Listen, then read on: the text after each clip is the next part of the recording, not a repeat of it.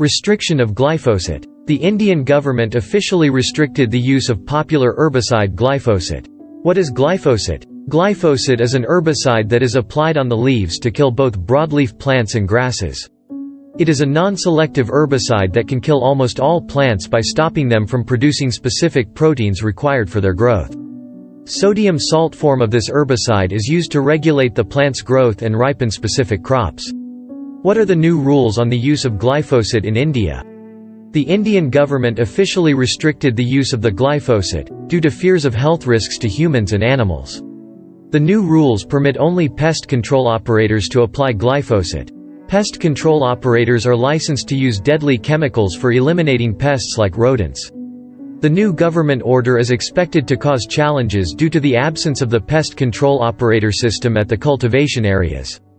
Adding of the pest control operator could increase cost of the herbicide significantly, which would adversely affect farmers to a large extent. To implement the new order, all certificates of registration for the manufacturing or selling of glyphosate must be returned to the registration committee within 3 months. If any company fails to return the registration certificate within deadline, the government will take necessary actions against it under the Insecticides Act of 1968. Where is glyphosate used in India? The glyphosate is a popular herbicide in India. Its usage became popular in the country after the illegal cultivation of HTBT cotton started. It is mainly used in tea plantations to control the growth of unwanted plants. It is also used in non-crop areas to prevent plant growth.